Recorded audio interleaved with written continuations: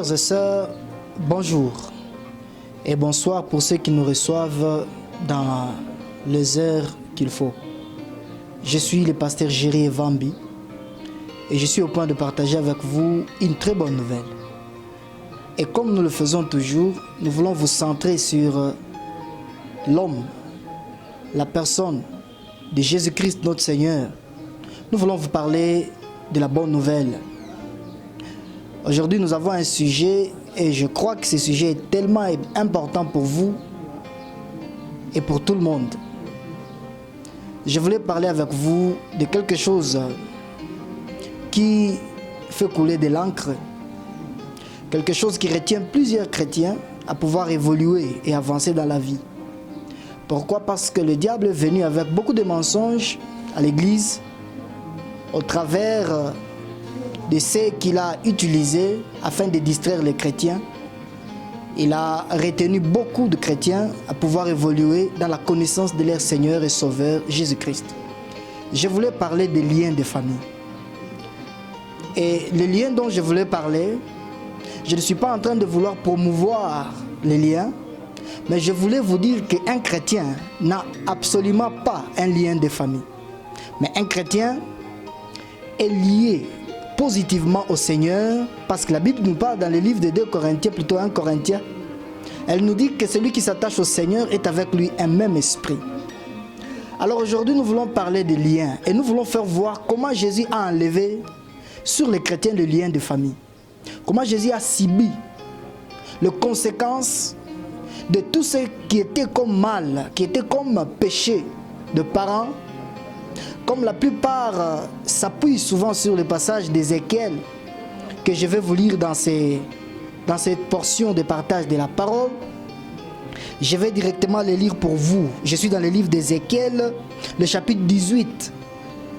Je vais commencer à partir du verset 1. La Bible dit ceci. Pourquoi dites-vous ce proverbe dans les pays d'Israël? Les pères ont mangé des raisins verts et les dents des enfants en ont été agacées. Les pères ont mangé les raisins verts et les dents des enfants en ont été agacés. La plupart de nos chers serviteurs et servantes de Dieu, qui d'une manière ou d'une autre sont en train de prêcher les liens de famille, s'appuient sur ce passage. Et aussi dans Jérémie, ils sont en train de s'appuyer pour dire que les parents ont péché.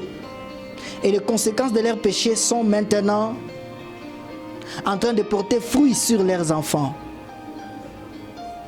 Et vous savez, aimables frères et sœurs, nous voulons nous focaliser sur ce que Jésus-Christ a réalisé afin d'ôter les chrétiens de tout ce malheur des liens de famille que le diable a introduit à l'église.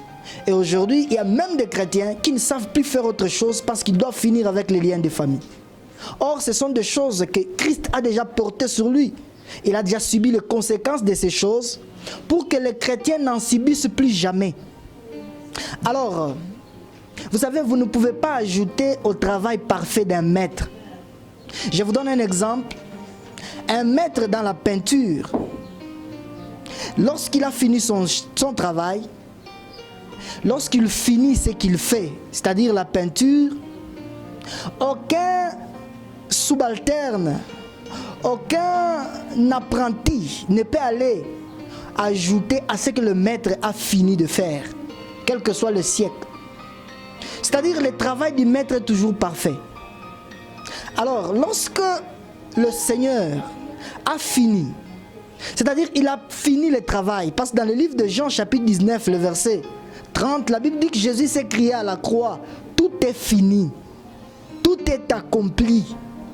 Lorsque le maître dit que son travail est accompli, il n'y a aucun serviteur, il n'y a aucun travailleur ou il n'y a aucun élève qui peut aller ajouter à ce que le maître a fait, c'est-à-dire aller parfaire ce que le maître a rendu parfait. À la croix, Jésus a tout accompli. Nous aujourd'hui, nous n'avons qu'à recevoir ce qu'il a accompli. Nous n'avons qu'à entrer. Nous n'avons qu'à vivre les conséquences de ce que lui il a accompli. Et l'unique voie par laquelle un chrétien peut vivre ce que le maître a accompli, c'est la foi c'est le fait de prendre, de s'approprier, de s'accaparer ce que le maître a fini. Alors, aimables frères et sœurs, je voulais, comme je le disais dans l'introduction, je voulais parler avec vous de comment Jésus a fini le problème des liens de famille. Et cela est très important, je vous demanderai de lire avec moi. Parce que nous voulons rester scripturaires. Nous voulons rester sur les Écritures. Aimables frères et sœurs, je suis dans le livre d'Ézéchiel comme je le lisais. Ézéchiel chapitre 18. Je vais lire à partir du verset 1 jusqu'au verset 2. La Bible dit ce qui suit. Pourquoi dites-vous ce proverbe dans le pays d'Israël? Les pères ont mangé des raisins verts et les dents des enfants en ont été agacées. Le verset 2 dit ceci. Je suis vivant, dit le Seigneur, l'Éternel. Vous n'aurez plus lié de dire ce proverbe en Israël. Vous n'aurez plus lié de dire ce proverbe en Israël. Vous n'aurez plus de dire ces choses en Israël. Aimables frères et sœurs, j'aimerais tout simplement vous faire voir que si vous n'avez jamais donné votre vie à Christ, vous êtes lié à votre famille. Mais le jour où le chrétien a donné sa vie à Christ, il n'a rien à faire avec sa famille. Son esprit n'est pas lié à sa famille. Son esprit est lié à son Seigneur qui l'a sauvé. Et son Seigneur, c'est Jésus-Christ. Aimables frères et sœurs, cela est tellement important que vous devez retenir parce que ça vous servira à pouvoir triompher dans votre esprit et dans votre vie de toute attaque du diable. Le diable n'utilisera que votre ignorance. Il peut même faire en sorte que vous puissiez voir les choses qu'il est en train de vouloir vous faire voir pour vous convaincre que vous avez des liens. Parce que si vous dites que vous avez un lien de famille et c'est ce lien qui bloque votre vie, c'est-à-dire vous n'êtes pas lié à Christ et vous n'avez pas foi en Christ. Et vous n'avez pas foi en ce qu'il a réalisé pour vous. Ça ne doit pas être une gloire de dire que je suis lié. Je dois aller me délier en priant ou en faisant quoi que ce soit. Vous avez déjà été délié de votre famille depuis le jour où vous avez donné votre vie à Christ. Vous n'appartenez plus à votre famille sur le plan spirituel. Vous appartenez à la famille céleste, la famille royale, la famille victorieuse, la famille de Jésus-Christ. Aimables frères et sœurs, Dieu a dit, vous ne direz point ces proverbes en Israël.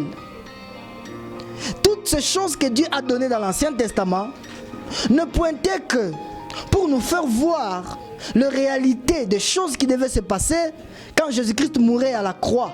Et ceux qui croiraient en lui vivraient après sa mort à la croix. Aimables frères et sœurs, je voulais que vous puissiez retenir une chose. Dieu a dit il n'y aura plus ces proverbes. Si vous avez donné votre vie à Christ, il n'y a aucun lien qui puisse peser sur vous. Si vous constatez un lien, c'est que vous avez donné foi au mensonge du diable. Ce que vous croyez, vous donnez la puissance à cette chose de dominer votre vie. Si vous croyez dans un mensonge, vous donnez le pouvoir à ce mensonge de dominer votre vie. Donc ce n'est pas un problème de Dieu, c'est le problème à votre façon de croire, à votre croyance. Parce que ce que vous croyez, vous l'accordez l'autorité, la suprématie sur votre vie. Voilà pourquoi Dieu demande à ce que vous puissiez croire en ce que Jésus-Christ a réalisé pour vous. Parce que c'est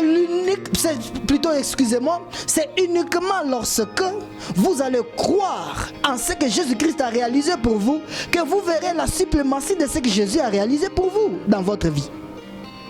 Je suis à la croix de Golgotha, là où le Maître a tout accompli, là où le Maître a tout achevé, là où le Maître a réalisé ce que le monde avait besoin afin d'appartenir au Tout-Puissant, afin d'appartenir à Dieu le Père.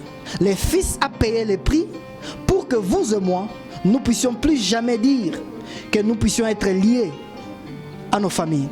Vous savez, il y a des choses qui se passent aujourd'hui et cela vous distrait. Ça ne fait que vous distraire. Depuis que vous avez commencé à couper ces liens, c'est quel genre de lien que vous devez revenir chaque jour pour couper et revenir encore Et cela devient la base de votre vie chrétienne. Il y a même d'autres qui croient qu'ils sont forts dans la prière, mais quand ils prient, tout ce qu'ils font, c'est aller attaquer les liens de famille.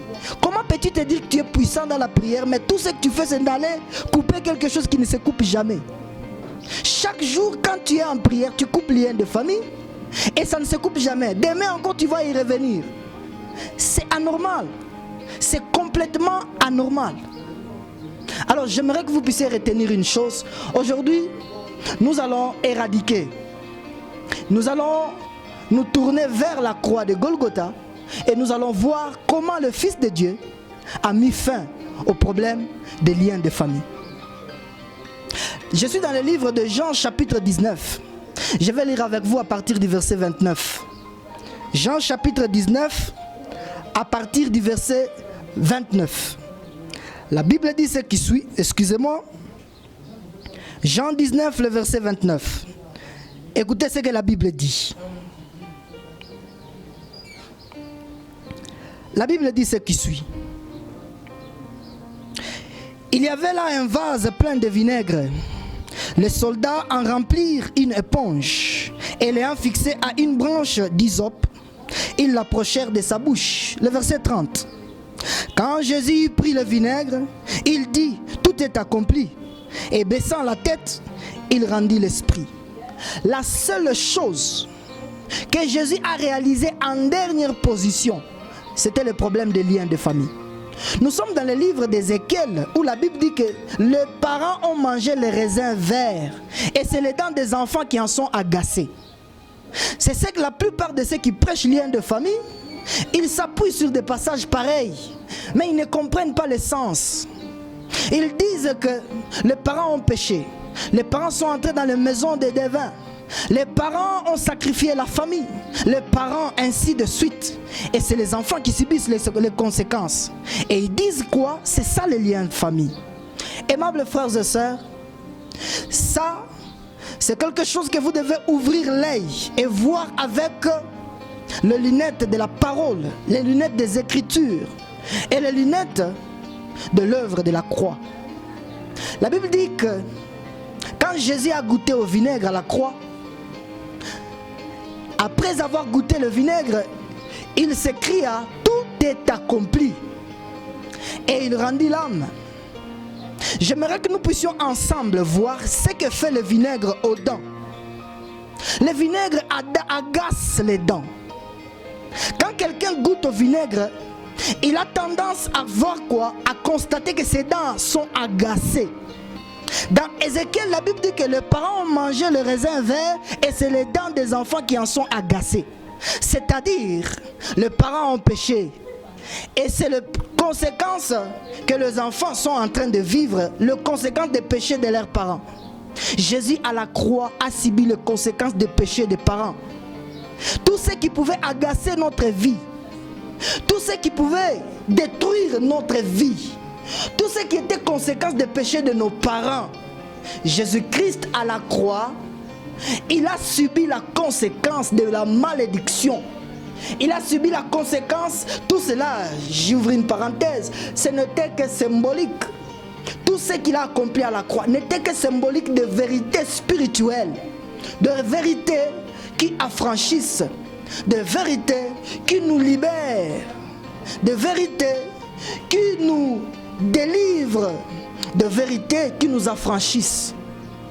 À la croix, il a subi la conséquence des liens, la conséquence de la malédiction. C'est-à-dire, si Jésus-Christ à la croix a senti que la malédiction, c'est-à-dire le péché, les conséquences du péché de tes parents, lui, il l'a subi. C'est anormal que tu dises aujourd'hui que tu as cru en ce qu'il a réalisé pour toi et que tu sois en train de promouvoir lien de famille dans ta vie, ou que tu reconnaisses que tu as un lien. C'est-à-dire tu ne crois pas, tu prétends croire, mais tu ne crois pas en ce qu'il a réalisé pour toi. Ce n'est pas une gloire de dire que je suis allé à la montagne chasser lien de famille. C'est-à-dire Jésus n'a rien réalisé et c'est toi qui es allé réaliser ce que lui n'a pas réalisé. Mais à la croix il a dit tout est accompli, tout est achevé, tout est réalisé. Toi, tout ce que tu as à faire aujourd'hui, c'est de croire pour vivre le repos de la douleur que lui il a subi. Aujourd'hui, tout ce que tu dois faire, c'est de regarder à ce qu'il a réalisé pour toi. Aimables frères et sœurs, tu n'as aucun lien si tu as déjà donné ta vie à Christ. Tu n'as aucune malédiction si tu as déjà donné ta vie à Christ. Ne sois pas de ceux qui payent l'argent pour avoir leur délivrance. Ne sois pas de ceux qui payent les prix de leur délivrance, parce que Jésus a déjà payé le prix de ta délivrance. Il n'y a aucun prix que tu peux payer aujourd'hui qui dépasse le prix qu'il a payé pour toi à la croix. C'est à la croix qu'il t'a racheté. Il a versé son sang pour que tu sois libre de tout lien de famille, libre de tout péché, libre de toute conséquence. Dieu veut que tu croies en cela. C'est une chose de dire que tu crois en Jésus, mais c'en est une autre de prouver vraiment que tu crois. Plusieurs personnes croient de la bouche, ils croient de la tête, mais jamais ils ne donnent gloire à ce que Jésus-Christ a réalisé. Comment peux-tu dire, je ne suis pas contre ceux qui montent à la montagne pour prier? Je peux aller à la montagne pour rendre gloire à ce que Jésus-Christ a fait pour moi. Je peux aller à la montagne pour aller prier pour que Dieu m'aide encore à pouvoir gagner le monde pour lui. Pas pour que j'aille terminer avec les diables. Tu n'as pas besoin de croire, tu n'as absolument pas besoin de croire qu'il y a une prière, il y a une offrande spéciale que tu dois faire pour que tu sois libéré des liens de famille. Tu dois croire au sang de Jésus. Le sang de Jésus est puissant, capable et très fort, capable d'enlever n'importe quel lien, n'importe quelle conséquence, n'importe quel acte que tes parents ont contracté avant toi. C'est ce que Dieu veut que tu croies. C'est ce que Dieu veut que tu voies. C'est ça la bonne nouvelle. C'est ce qui réjouit ton cœur, de voir que Jésus a tout réalisé pour toi, de voir que Jésus a tout accompli pour toi. Les diables peuvent venir t'attaquer pour te faire voir que si vraiment Jésus a réalisé, pourquoi tu vois ça? La Bible dit, ayez les yeux fixés sur Christ, le maître et le consommateur de votre foi. Tu n'as pas à regarder à ce que le diable fait, tu as à regarder à ce que Christ a réalisé pour toi. La Bible dit dans le désert, dans Nombre, je crois chapitre 21 ou chapitre 9, la Bible dit, les enfants d'Israël ont été mordus par plusieurs serpents. Et ils sont allés voir, les anciens du peuple sont allés voir Moïse pour se repentir ou demander à Dieu pardon. La Bible dit, quand Moïse a rapporté ce que le peuple venait dire à Dieu, Dieu demande à Moïse de fabriquer un serpent d'airain. Et la Bible dit, Dieu dit que toute personne qui sera mordue et qui regardera à la perche, c'est-à-dire au serpent d'airain qui était placé sur une perche, il aura vie sauve. Et vous savez ce qui s'est passé? La Bible dit, tous ceux qui regardaient au serpent qui était placé sur une perche, quelle que soit leur morsure, quel que soit ce qu'était le nom du serpent qui leur avait mordu, ils avaient vie sauve. C'est la même chose que Dieu veut que tu voies aujourd'hui. Tu n'as pas besoin de regarder à quel nom de démon, à quel nom de serpent qui t'a mordu, à quel nom de démon qui est en train de détruire ta vie ou qui est en train d'attaquer ta vie. Tu as droit de regarder les yeux sur ce que Jésus-Christ est pour toi, sur ce qu'il a réalisé pour toi à la croix. C'est ce que le Père veut que tu vois, que c'est en cela qu'il y a la vie pour toi. Maintenant le problème c'est quoi aujourd'hui? Nous sommes entourés par et des serviteurs du diable et des serviteurs de Dieu. Les serviteurs de Dieu vous ramènent vers Christ. Ils vous ramènent, ils prennent votre attention, votre esprit, votre pensée, ils le focalisent sur Christ. Parce qu'ils savent que c'est en cela que Dieu a placé la solution pour toute votre vie dans ce monde. Mais les serviteurs du diable, ils veulent vous faire voir que vous devez casser, vous devez briser, vous devez calciner. Vous devez regarder c'est quel genre de démons qui sont en train de détruire ta vie. Tu dois regarder c'est quel genre de démons, c'est quel genre de diable, c'est quel genre de démons, c'est quel genre de sorcier qui est en train de détruire ta vie. Il n'y a, je le répète, il n'y a et il n'y aura jamais un sorcier capable de détruire la vie d'un chrétien. Il n'y en aura jamais. Si le chrétien a été détruit par un démon ou par un sorcier, c'est que ce chrétien ne sait pas qui il est. C'est que ce chrétien n'a jamais donné sa vie à Christ. Aimables frères et sœurs, la Bible dit que tous ceux qui regardaient au serpent d'airain placé sur une perche avaient vie sauve. Sur qui te bases-tu? À quoi regardes-tu dans ta vie chrétienne? Si aujourd'hui, toute ta vie, tu ne regardes qu'à ce que les démons font dans ta vie pour les attaquer, comment verras-tu Christ? Comment peux-tu voir à gauche et au même moment à droite? Comment peux-tu voir Christ et au même moment voir les démons? Si tu regardes à Christ, tu ne verras pas ce que les démons font. Et si tu regardes aux démons, tu ne verras pas ce que Christ a réalisé pour toi. Aimables frères et sœurs, sur qui comptes-tu? À quoi regardes-tu? J'aimerais te donner un exemple qui va sérieusement t'aider. Toi qui pensais que tu ne dois qu'être sur tes gardes, c'est-à-dire combattre les démons matin soir pour que Dieu te libère. Regarde pendant la période de confinement ici. Est-ce que tu étais tout le jour à l'église? Est-ce que tu as prié tout le jour? Dieu t'a-tu protégé ou pas? Ce qui t'a protégé, c'est tes prières ou bien c'est Dieu? Pendant cette période de confinement, étais-tu fort comme tu le prétendais au moment où tu allais tout le jour à l'église? Mais Dieu t'a protégé, tu es vivant.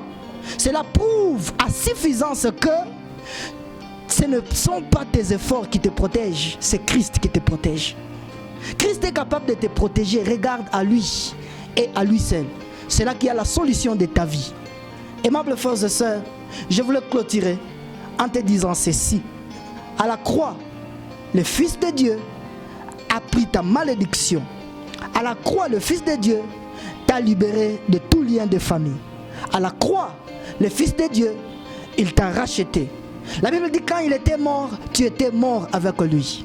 Et quand il est ressuscité, tu étais ressuscité avec lui. Tu es un esprit n'est pas maîtrisable. Tu es un esprit qui habite dans un corps. Ton vrai toi, ce n'est pas ton corps, c'est ton esprit. Et aucun démon ne peut maîtriser l'esprit que tu es. Parce que tu portes l'esprit de Christ. Tu y as l'esprit de Christ. La Bible dit que celui qui est attaché au Seigneur est avec lui un seul esprit. Aimables frères et sœurs, j'aimerais que tu apprennes à regarder à ce que Jésus a fait pour toi. Ne sois pas en train de bafouer ce que Christ a réalisé pour toi. Ne sois pas en train de penser que tu as des efforts à fournir pour sauver ou pour protéger ta vie. Il n'y a pas et il n'y en aura jamais, sinon de croire en ce que le Fils de Dieu a fait pour toi. Aimables frères et sœurs, j'aimerais clôturer avec ce passage. La Bible dit dans le livre de Colossiens chapitre 1, plutôt 3, le verset 3. Colossiens chapitre 3, le verset 3.